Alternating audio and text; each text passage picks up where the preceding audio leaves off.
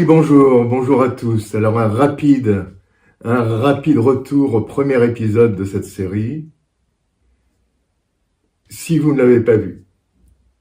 En plus, le lien du premier épisode est dans la description. Alors, un rapide retour en arrière. Les puissances occidentales ont remplacé le Shah, Mohammad Reza Pahlavi, qui était en place, par l'Ayatollah Khomeini. L'Ayatollah Khomeini, qui était en exil en France, près de Paris. Nous sommes en 1979.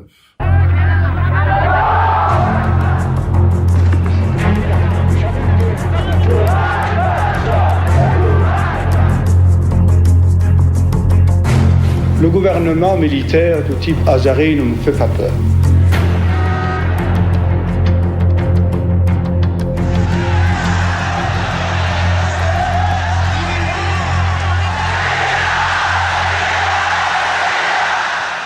Donc, départ orchestré d'un homme plutôt pro-occidental, mais qui allait mettre fin à tous les contrats pétroliers anglo-saxons pour nationaliser les pétroles iraniens.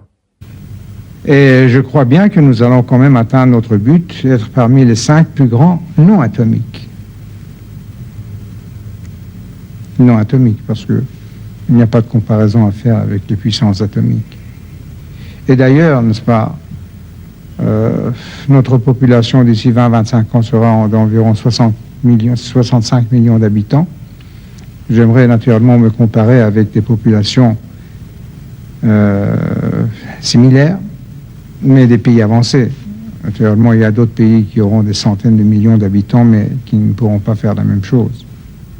Dès son arrivée, l'imam Khomeini demande à toute la population chiite de l'Irak de renverser Saddam Hussein et d'imposer la loi islamique en Irak. سيطر الحماس الثوري في إيران على خطب الجمعة وتصريحات بعض علماء الدين وكوادر الثورة الذين تحدثوا عن تصدير الثورة. Son objectif est donc de promouvoir le mouvement islamique chiite dans le monde entier. Dans la foulée, il prend en otage les membres de l'ambassade américaine à Téhéran. Spectaculaire prise d'otages politiques à l'ambassade des États-Unis à Téhéran. Plus de 400 étudiants islamiques ont pris d'assaut ce matin l'ambassade américaine dans la capitale iranienne et détiennent en otage 90 Américains.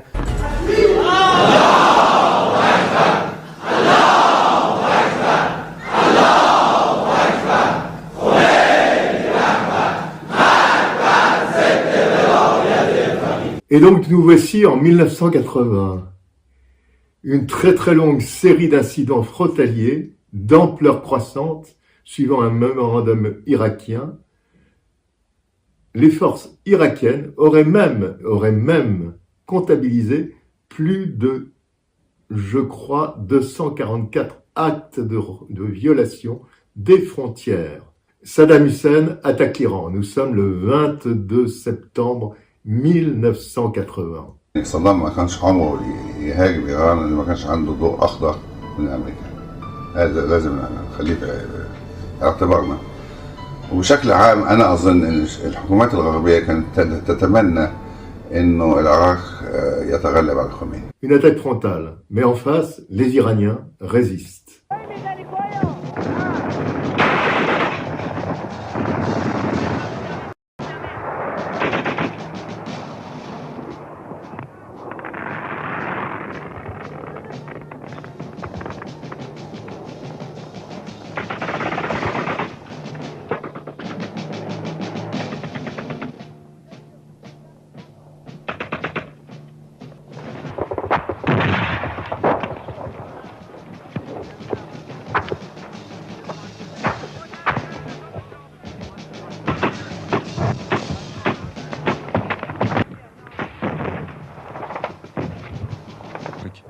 خو گرفتند و به حیات باید گذشت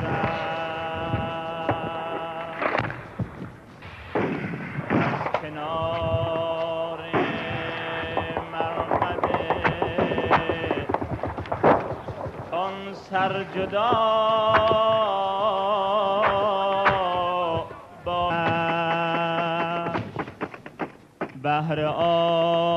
آزادی قدس از کف آن سر جدا باید گذشت. خیز ای رزمنده شیر خانه از دشمن بگیر. Quelques semaines plus tard, nous sommes en octobre 1980. C'est vraiment quelques semaines.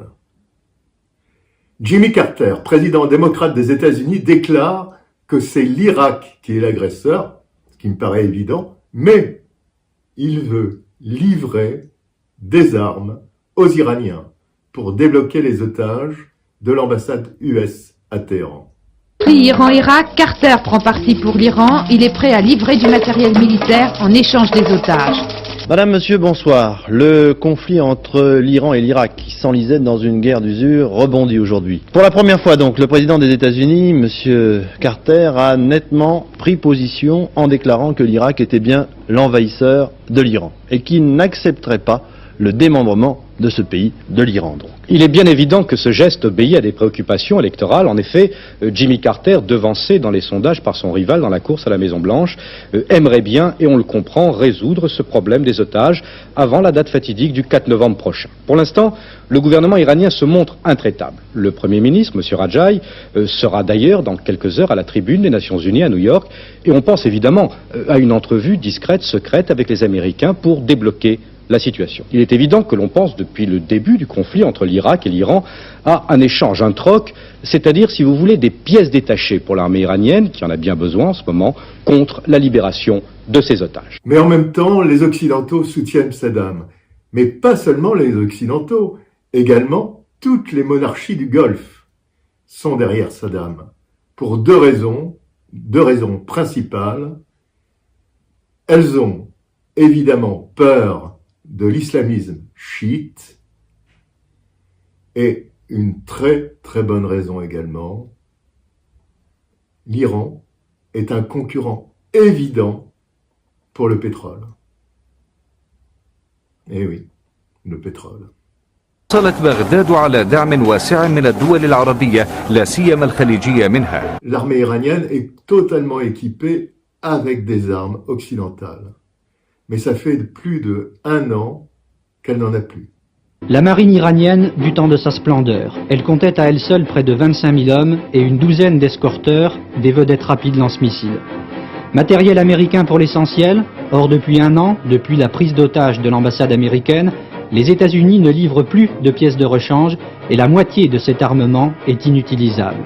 Il lui faut absolument des pièces détachées. Alors l'Irak, pour sa part, achète de plus en plus, malgré toutes ses fournitures à l'Union soviétique, l'Irak, pour sa part, achète de plus en plus occidental, et en particulier français et américains. L'armée irakienne apparaît aujourd'hui plus puissante, 250 000 hommes mobilisés par un régime fort, une armée équipée surtout de matériel soviétique, mais qui s'approvisionne de plus en plus auprès des pays d'Europe occidentale. Elle peut aligner des engins à lance-missiles et plus de 3500 blindés soviétiques. Forte du soutien des pays de la région, Arabie Saoudite et États du Golfe, l'armée irakienne a incontestablement l'initiative dans les combats. Mais l'issue de ce conflit dépend surtout de l'attitude des deux grands.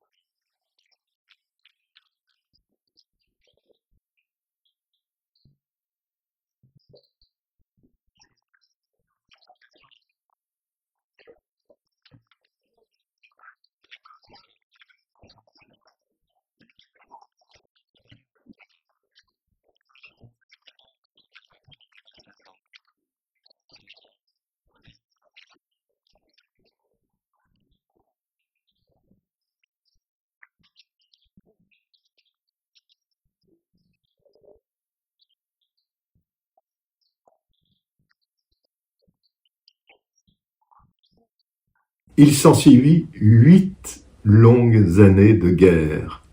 Une guerre que l'on compara à celle de 14-18 en Europe. Une guerre de tranchées avec des gaz de combat. Ouais, des gaz de combat. آمدن را نداشتند و به کوچکترین تکان دست تو پا به فرار می‌گذاشتند و اگر از آنها می‌ترسیدی جرأت می‌یافتند و حمله می‌کردند. اسرائیل سرزمین‌های ما را همین گونه اشغال کرده و روش‌های صدام نیز همان گونه است. خسته نباشین برادران، خسته نباشین. ان شاءالله که موفق باشین. D'abord donc, l'information la plus préoccupante de la matinée à propos du conflit entre l'Irak et l'Iran, c'est l'interruption du trafic des pétroliers dans le détroit d'Ormuz, par lequel passe une grande partie du pétrole arabe vers l'Occident, et vers le monde entier d'ailleurs. Interruption du trafic et non blocus, il faut le préciser tout de suite. Philippe Rochaud. Oui, alors ce qu'il faut dire d'abord, c'est qu'aucun pétrolier n'a été jusqu'à maintenant touché, mais le trafic a été interrompu parce qu'on a peur de l'extension du conflit. En effet, vous voyez, les pétroliers chargent essentiellement dans cette région, c'est-à-dire ici l'île de Karg pour l'Iran, là pour le Koweït, ici pour l'Arabie Saoudite, Ras Tanura, ainsi que pour les Émirats dans cette région. Ça, c'est la première raison. La deuxième raison, c'est que l'Irak, qui conteste à l'Iran le contrôle de l'entrée du golfe Persique, c'est-à-dire ces îles de Abu Moussa, du Grand Ombe et du Petit Ombe, laisse prévoir une extension des conflits ici. Donc si les combats se déroulaient ici, comme nous l'avons fait remarquer hier, le détroit d'Ormuz, qui fait à peu près 50 km, serait bloqué par les combats et les pétroliers donc ne pourraient plus passer. Bien, c'est l'occasion de rappeler toujours, on l'a déjà fait, mais c'est important, justement l'importance de ce détroit. Alors ce détroit, nous allons voir d'ailleurs les images qui avaient été tournées dernièrement dans le détroit d'Ormuz. Ce détroit, c'est 40% du pétrole destiné au monde occidental qui passe par là, par le golfe Persique. Et en temps normal, on compte dans cette région un pétrolier par minute. L'interruption du trafic touche tous les pays de la région, l'Irak en premier lieu, qui exporte par là le tiers de sa production, soit plus d'1 million de barils. La paralysie des pétroliers nous touche aussi directement puisque le quart de notre pétrole vient d'Irak, mais aussi d'Arabie Saoudite, qui, elle, fait passer là la moitié de sa production. Donc si l'arrêt du trafic se poursuit, c'est tout l'approvisionnement pétrolier du monde occidental qui va être compromis. Voilà pourquoi les événements risquent de se précipiter. Trop de puissances sont impliquées et concernées pour laisser les deux pays continuer l'affrontement.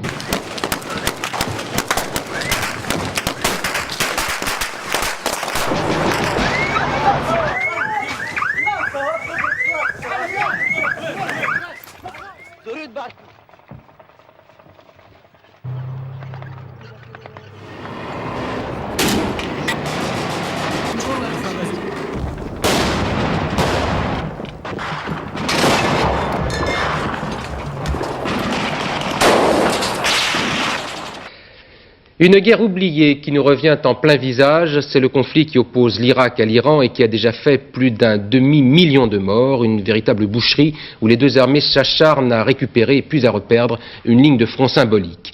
1 demi-million de morts et des dizaines de milliers de prisonniers sur le sort desquels la Croix-Rouge lance un avertissement.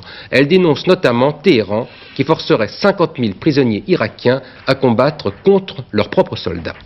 Le but de cette politique, au mieux, se servir des prisonniers dans la croisade islamique, au pire, les enrôler dans la guerre contre l'Irak. La méthode, les compromettre publiquement en répercutant leurs propos par la presse ou bien en accordant aux plus coopératifs des privilèges importants. Résultat, un climat de guerre civile dans certains camps de prisonniers. En 1987, l'Irak et l'Iran ne sont plus que l'ombre de mer. Sur la route du front, en direction de Bostan, nous traversons tout d'abord Susangerd. Cette ville, qui comptait 70 000 habitants, est aujourd'hui en ruine, comme la centaine de villages de cette région, qui semblent avoir été laminés par les blindés. Dans la même région du monde, au Moyen-Orient, une autre guerre qui n'en finit pas et qui menace la stabilité de tous les pays du Golfe Persique, la guerre entre l'Iran et l'Irak. Le Conseil de sécurité des Nations Unies, la nuit dernière, a lancé à l'unanimité un appel au cessez-le-feu. L'Iran ne veut rien entendre et s'apprêterait à lancer une nouvelle offensive, une offensive qui aurait pour but d'envahir l'Irak et d'abattre le régime de Saddam Hussein.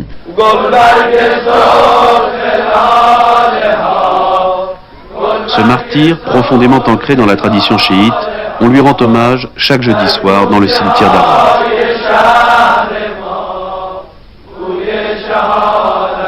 Tandis que les mères arborent le portrait du fils ou du mari mort, les gardiens de la Révolution se frappent la poitrine, confondant leur martyr avec celui de l'imam Hossein, la grande figure du chiisme. C'est alors que l'Irak bénéficia de la part du Koweït d'un prêt pour en finir avec l'imam Khomeini. Un prêt qui nous amènera, quelques années plus tard, à la guerre du Golfe. على البعد القومي أحيانا ولاعبا على الوتر المذهبي أحيانا أخرى، وبين هذا وذاك كانت آلة الحرب العراقية تتقدم بواسطة الدعم اللامحدود الذي توفره أموال النفط العربية. ليس بمقدورنا أن نتخلى عن العراق وهو في هذا الظرف، وهو الآن يحاول أن يدافع عن أرضه، ولم يكن هو في أرض الغير. ولو كان في أرض الغير لممكن أن يكون لنا موقف آخر، ولكن ما دام أنه هو الآن قد في موقف دفاع عن النفس، فنجد أنفسنا بأننا يجب أن نكون بجانبه، لأن لا نقبل أن تحتل أراضي عربية، لأن الأرض العراقية هي أرض عربية في نفس الوقت. Ces images de propagande distribuées au monde entier par l'Irak ne permettent pas de faire le point de la situation militaire. Pourtant, après 5 jours de combat qui auraient fait plus de 8000 morts, l'armée irakienne semble retrouver un second souffle. En plus des blindés de fabrication soviétique dont elle disposait déjà, elle a reçu du matériel, des renforts et des fonds de la majorité des pays arabes qui redoutent l'expansion de la révolution iranienne.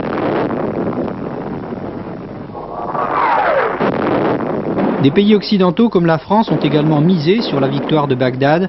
Ainsi, pour la première fois depuis un an, depuis la surprenante contre-offensive des soldats de Khomeini, l'Irak semble progressivement reprendre le dessus. Pour la première fois aussi, l'Iran reconnaît que l'opération Aurore a été interrompue en raison de difficultés au sein des forces armées. L'armée irakienne veut donc profiter de son avantage. Pas de cessez-le-feu, dit-on à Bagdad, même pour tenter d'arrêter la marée noire qui envahit les côtes du Golfe. Alors, pour que l'Irak et l'Iran puissent continuer la guerre, les recrues sont de plus en plus jeunes, moyenne d'âge 18 ans. En 1988, enfin une solution fut trouvée pour une résolution de la guerre. Le ministre des Affaires étrangères irakien, Tarek Aziz, devrait rencontrer demain son homologue iranien, M. Velayati, à New York. Depuis, on va dire grosso modo, la fin des années 1980, c'est-à-dire la fin de la guerre entre l'Iran et l'Irak, notamment dans la mouvance islamiste chiite, eh bien, un certain nombre de voix contestent le leadership politique iranien et puis aussi le modèle politique qui est incarné par l'Iran, c'est-à-dire un modèle théocratique dans lequel c'est un clerc qui est le chef de l'État. C'est un modèle qui ne fait plus du tout consensus, qui est une ligne de fracture idéologique majeure au sein de la mouvance islamiste chiite, mais plus largement aussi au sein du monde chiite. Et il faut rappeler que la principale autorité religieuse chiite aujourd'hui, Ali Sistani, donc basée en Irak à Najaf, est absolument contre l'idée que les clercs doivent gouverner l'État. Et les deux pays étaient épuisés. La guerre a fait environ 1 million de morts. 1 million de morts. Saddam décida en 1989 de ne pas rembourser le Koweït. Koweït qu'il considérait comme la province de l'Irak. Le 23 février 1990 à Amman, lors d'un sommet diplomatique régional, le président irakien traite le Koweït et l'Arabie saoudite en accusés. Il leur enjoint d'annuler la dette, 30 milliards de dollars, contractée auprès d'eux par l'Irak pendant sa guerre contre l'Iran, et leur réclame de surcroît un don équivalent. Faute de quoi, il promet vraiment des représailles. Alors c'est toujours en 1990 que Saddam Hussein, président de l'Irak, demande une audience auprès de l'ambassadrice des États-Unis à Bagdad. Alors, c'est là où on peut se demander, on peut se poser une question. Washington aurait-il volontairement poussé Saddam Hussein à la faute, car Saddam voulait envahir le Koweït. Et l'ambassadrice des États-Unis à Bagdad lui dit la chose suivante, je lis, les États-Unis ne souhaiteraient pas se mêler des disputes territoriales entre le Koweït et l'Irak. Ces mots ont semé le doute, évidemment. Ces signaux ambigus n'ont-ils pas poussé à faire croire à Saddam Hussein qu'il pouvait envahir l'Irak, sans risquer évidemment une vindicte américaine. C'est ce que Saddam Hussein va faire. En août 1990, il envahira l'Irak. Ce sera le début de la deuxième guerre du Golfe. Mais tout d'abord, les premières images de Koweït City au moment de l'invasion irakienne. Jusqu'à présent, vous le savez, c'était un conflit à huis clos. Rien n'avait filtré sur les télévisions de l'opération militaire irakienne. Eh bien, voici ces premières images. Bruno Ledreff. 170 000 soldats appuyés par une division blindée ont rapidement bousculé la petite armée koweïtienne. Elle comptait à peine 20 000 hommes. Bon, eh bien écoutez, à très bientôt sur la chaîne. J'espère que vous avez aimé ce deuxième épisode et vous verrez le troisième épisode la semaine prochaine. Au revoir.